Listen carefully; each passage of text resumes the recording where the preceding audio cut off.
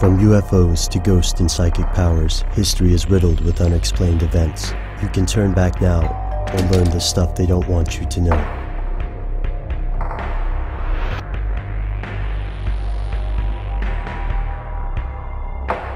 Here are the facts. After World War II, the United States was plagued with reports of unidentified flying objects, or UFOs. In 1951, more Americans reported UFO sightings than at any point in American history. The public demanded an explanation.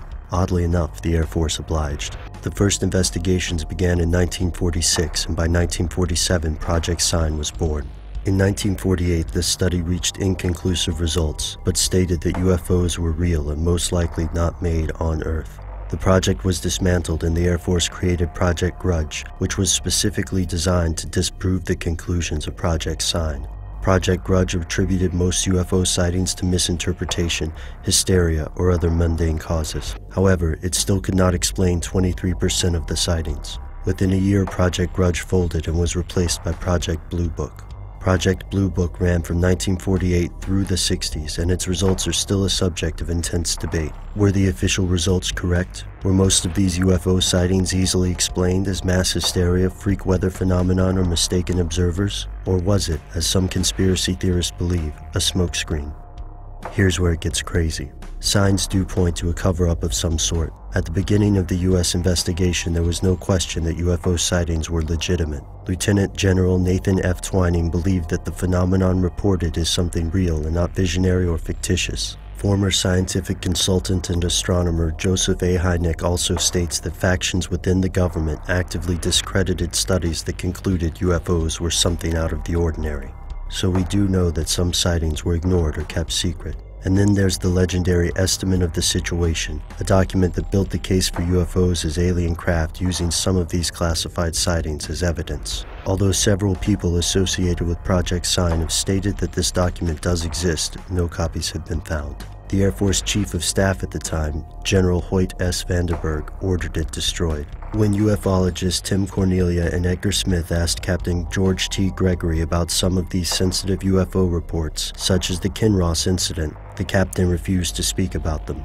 Additionally, the scientists and officers working on these projects were not allowed to address certain UFO cases. These special cases were handled by another, more secretive group in the Air Force.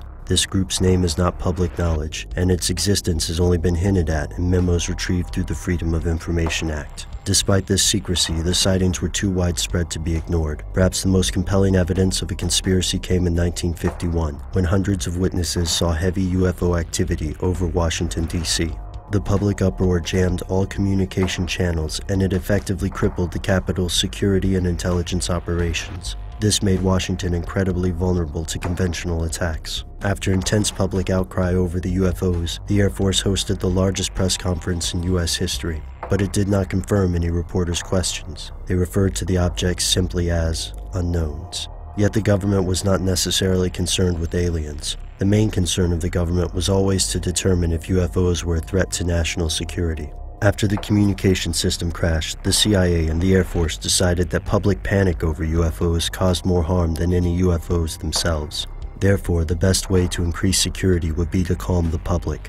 In 1968, the Air Force hired physicist Edward Condon to conduct a review of Project Blue Book's findings, with the understanding that all of these findings would be debunked. Despite Condon's reports debunking UFO sightings, the rumors have not died. As more and more researchers comb the archives for evidence, more smoking guns appear. There may not have been any alien spacecraft zipping around the globe after World War II, but the facts are clear.